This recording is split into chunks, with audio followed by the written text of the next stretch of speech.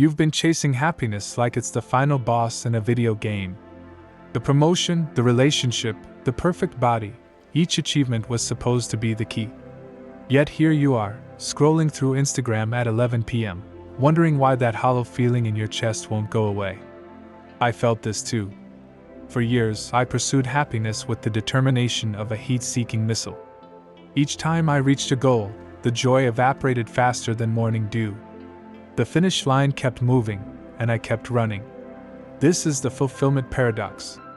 The more desperately we chase happiness, the more it eludes us. We've been sold a flawed equation: achievement equals happiness. This formula works briefly, then fails spectacularly. Research from Harvard psychologist Daniel Gilbert shows our brains are terrible at predicting what will make us happy. We consistently overestimate how good we'll feel after getting what we want.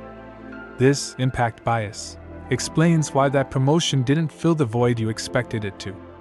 Mark Manson points this out in The Subtle Art of Not Giving a FCK. The desire for more positive experience is itself a negative experience. Acceptance of one's negative experience is a positive experience. Consider Viktor Frankl, who survived Nazi concentration camps and wrote, "Man's Search for Meaning." He discovered that those who survived weren't necessarily the strongest or smartest. They were those who found meaning even in suffering. Happiness wasn't their goal, meaning was. Our current approach is backward. We chase happiness through external achievements, but true fulfillment works in reverse. Meaningful engagement creates happiness as a byproduct. Think about your happiest moments. Were you actively trying to be happy?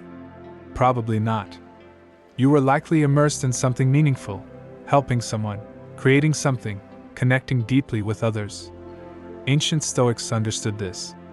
Epictetus taught that happiness comes not from getting what we want but from wanting what we already have. Modern psychologists call this hedonic adaptation. We quickly return to baseline happiness regardless of life changes.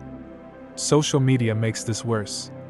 We scroll through highlight reels of others' lives, comparing our behind-the-scenes to everyone else's carefully curated performance.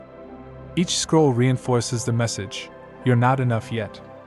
The answer isn't to abandon goals or ambition. The shift is subtle but profound. Pursue meaning rather than happiness itself. Find what engages you so deeply that time disappears. Psychologist Mihai Csikszentmihalyi calls this flow, when you're so absorbed in an activity that you forget yourself. A banker I know left his six-figure job to teach math in an underprivileged school. His income dropped by 70%. His happiness increased tenfold. Not because teaching is inherently better than banking, but because it connected him to something larger than himself. This doesn't mean you need a dramatic career change. Small shifts toward meaning create ripples of fulfillment. Reading to your child instead of checking email. Helping a colleague instead of competing with them. Creating something without worrying if it's good enough. There's also power in negative visualization, a Stoic practice of imagining losing what you value. This sounds depressing but actually increases gratitude. Imagining life without your health, loved ones, or basic comforts makes you appreciate what you have now. We're also trapped by the tyranny of when. When I get the promotion, when I lose the weight, when I find the partner, then I'll be happy. This thinking ensures we never arrive at happiness because we're always postponing it. The antidote is simple but challenging: be present. Happiness exists only in the now, not in the imagined future or regretted past. Meditation and mindfulness aren't just spiritual practices. They're practical tools for accessing the only moment where happiness can exist. Pain is inevitable in life. Suffering comes from resisting this reality. When we accept that discomfort is part of the human experience rather than a sign we're doing something wrong, we free ourselves to find joy in the midst of imperfection. Try this experiment. For 1 week, stop actively pursuing happiness. Instead, ask each morning, what would make today meaningful? Notice the shift in your experience.